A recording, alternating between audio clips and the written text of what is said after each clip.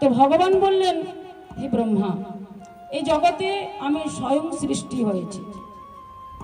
এই জগতে যা কিছু দেখছো উৎপাদন কারণ এবং নিমিত্ত কারণ, সেটা কেবলমাত্র আমি।